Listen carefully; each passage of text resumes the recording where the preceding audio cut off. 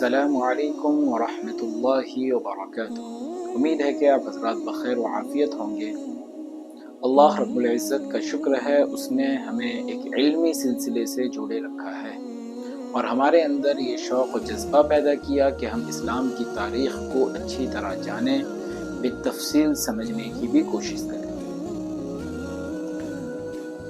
ہم اس چیز کو جان چکے ہیں اچھی طرح سے کہ عبد المطلب کے 10 لڑکے تھے، اچھی طرح ہمیں معلوم ہے۔ عبداللہ تھے لخت جگر، یعنی سب سے پیارے، جن کے ساتھ ایک بڑا عجیب سا واقعہ بھی پیش آیا، اور آپ صلی اللہ علیہ وسلم کو جس واقعے کی وجہ سے ابن الذبیحین کا لقب بھی ملا، یعنی ایک حضرت اسماعیل علیہ السلام کو اللہ رب العزت نے اپنے راستے پر ذبح کرنے کا حکم دیا تھا، قربانی کرنے کا، لیکن اللہ رب العزت نے اس کے ذریعے مینڈے کو کیا کیا؟ فدیتاً ذبح کیا۔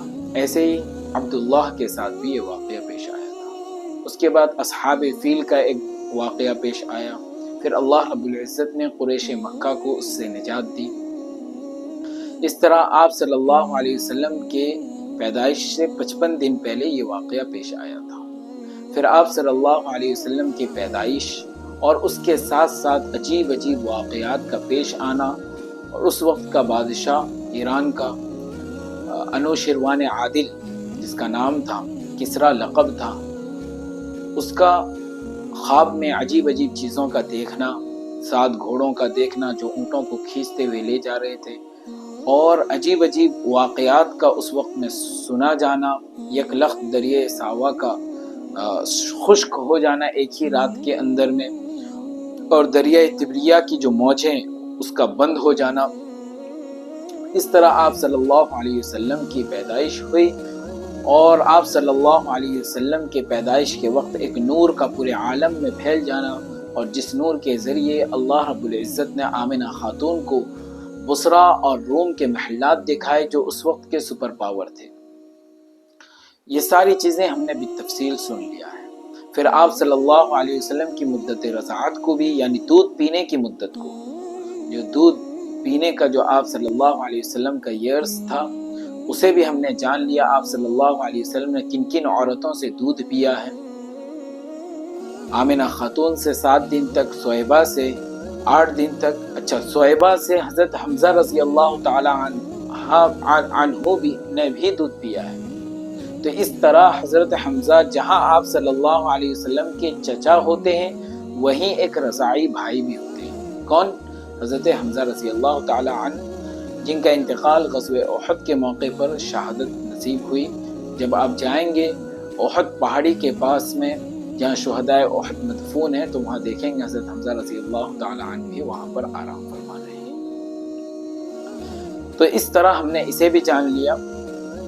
اور حلیمہ سعدیہ کا آپ صلی اللہ علیہ وسلم کو دودھ پلانے کی غرض سے لے جانا پہلی مرتبہ، پھر انہیں لے کر آنا، پھر فرط محبت کے اندر، یعنی محبت میں ڈوب جانے کی وجہ سے، اور آپ صلی اللہ علیہ وسلم کی وجہ سے طرح طرح کے برکات سے، طرح طرح کے فیوز سے، طرح طرح کی چیزوں سے کیا کر رہی تھی؟ فائدہ حاصل کر رہی تھی، برکت سے محظوظ ہو رہی تھی، جس کی بنا پر آپ صلی اللہ علیہ وسلم کی محبت ان کے دل میں اور زیادہ بیٹھ گئی تھی، بلکہ اللہ رب العزت نے آپ صلی اللہ علیہ وسلم کی محبت کو ان کے دل میں بیٹھا دیا تھا۔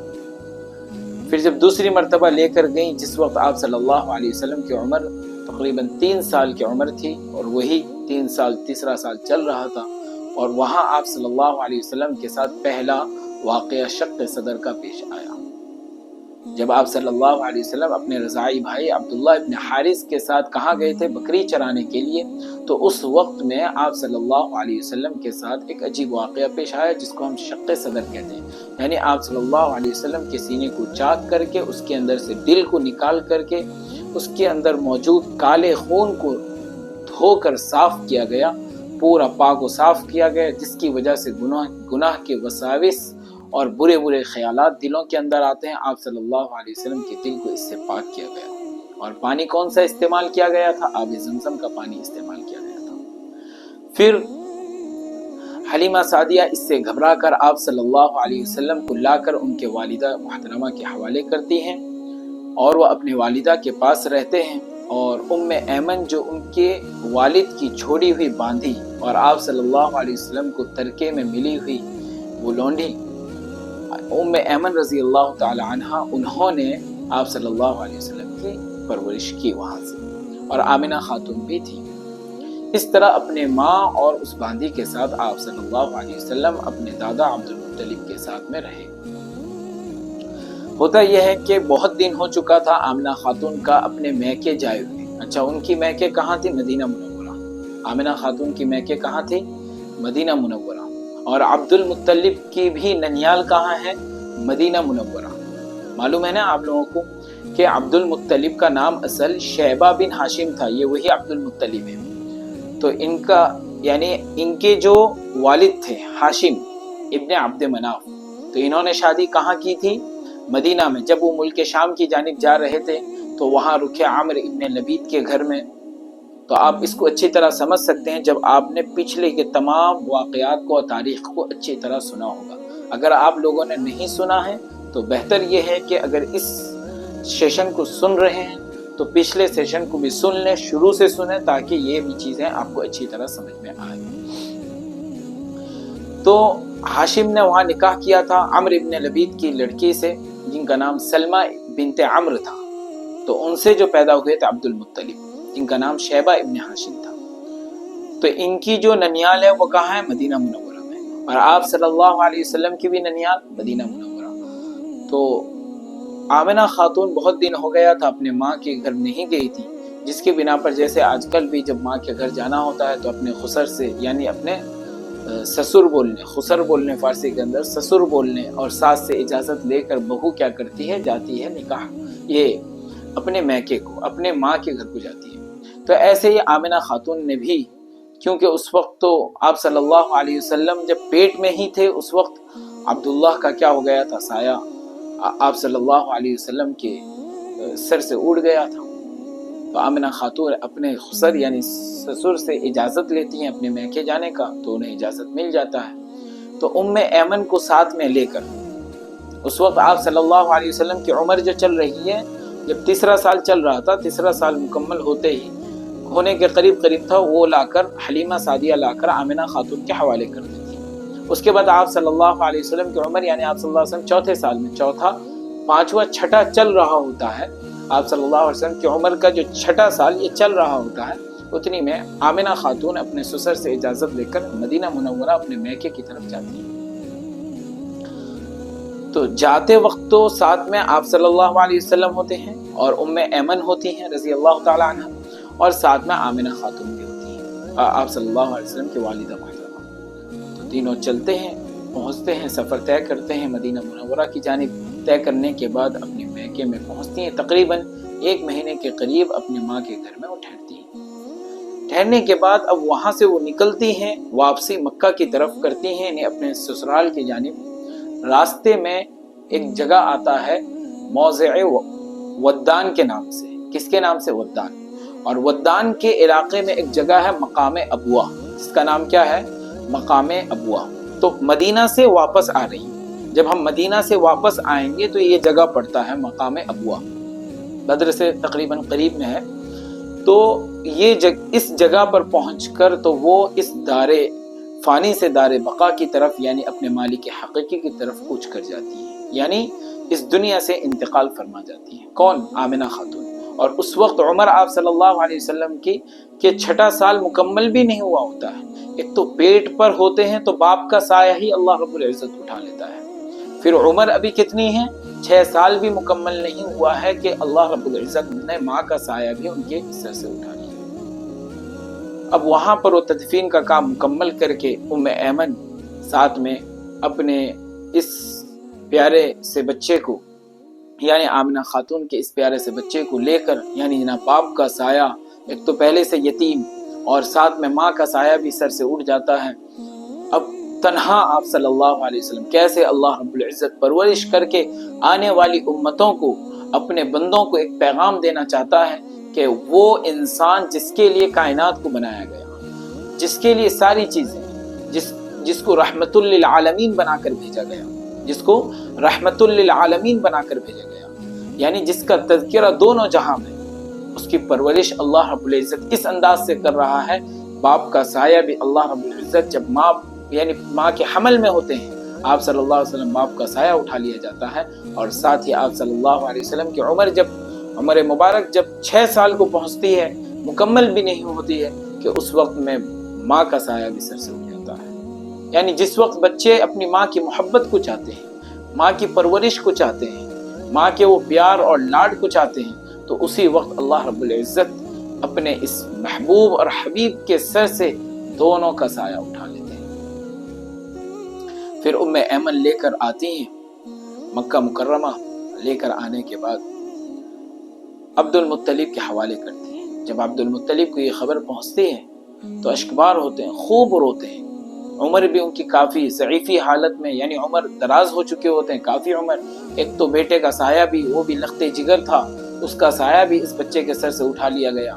اور ساتھ ہی اس لائق فائق بہو، ایک تو بہو ہوتی ہے، اور بہو میں بھی ایک کیا ہوتی ہے، پیاری بہو ہوتی ہے جو ہر چیز کو سمجھتی ہے، مانے اپنے سسر اور ساس کے اشارے تک کو سمجھتی ہے، ہر ایک بات کو سمجھتی ہے. تو اس کے اوپر ساس اور سسر کا ایک الگ ہی نگاہ ہوتا ہے.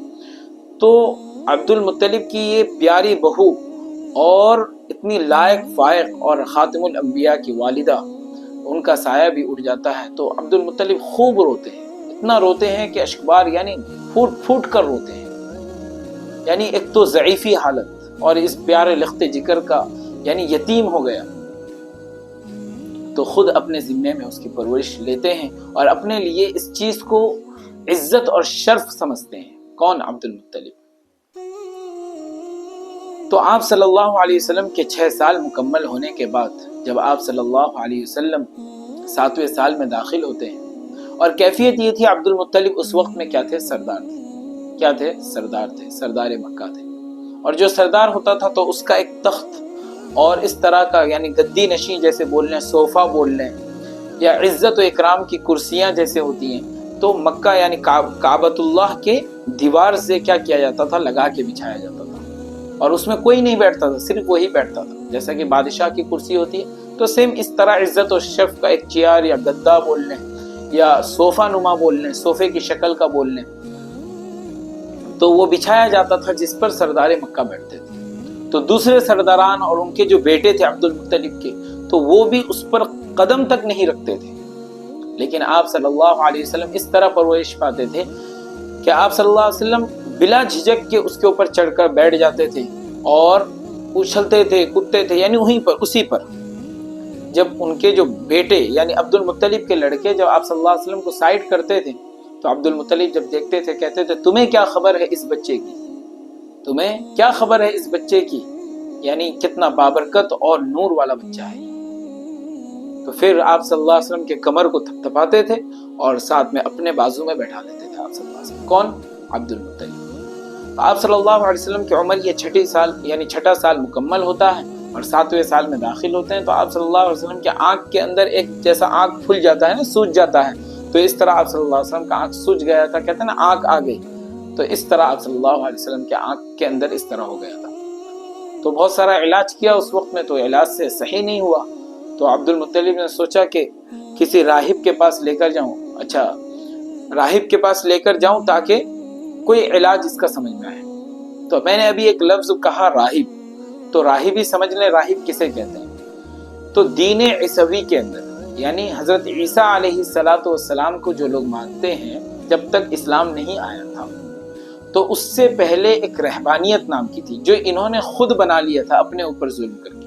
یعنی اپنے آپ میں اس چیز کو ایجاد کر لیا تھا. اور اسلام کے اندر کوئی رہبانیت نہیں. رہبانیت کسے کہتے ہیں؟ نہ شادی بھی نہیں کرنا، دنیا کے معاملات سے بالکل الگ ہو جانا، رہبانیت اس کا نام ہے. بالکل کسی جنگل کے اندر چلے جانا یا تنہائی میں چلے جانا، وہاں جا کر اپنے آپ کو اللہ کی عبادت میں کیا کر دینا؟ مشغول کر دینا. تو اس کو رہبانیت کہتے ہیں. اور یہ اسلام کے اندر نہیں ہے. اسلام کے اندر آپ کو شادی بھی کرنا ہے، معاملات بھی کرنا ہے، تجارت بھی کرنا ہے، دکان بھی چلانا ہے، گھر کے معاملات کو سالو بھی کرنا ہے، پریشانیوں کو بھی آگے پیچھے کرنا ہے، ساری چیزوں کو فیس کرتے ہوئے اللہ کی عبادت کرنا، یہ اسلام ہے. اسلام کے اندر رہبانیت نہیں ہے کہ ہم ساری چیزوں کو چھوڑ دیں یعنی دنیا کے معاملات سے الگ ہو جائیں، شادی نہیں کریں یا تجارت نہیں کریں، اور اپنے بال بچوں کا خیال نہ رکھیں، اپنے پریوار اپنی فیملی کو نہ دیکھیں اور صرف اللہ کی عبادت میں لگ جائیں، یہ چیز اسلام کے اندر نہیں ہے۔ ہم کو سارے معاملات کے اندر بھی رہنا ہے اور ساتھ میں اللہ کی عبادت بھی کرنی ہے، تبھی تو صحیح ہے۔ کوئی انسان ایک خالی ہے جس کے کوئی کام نہیں، تو وہ تو ظاہر سی بات ہے کیا کرے گا، وہ عبادت کرنا اس کا اتنا کمال نہیں ہے۔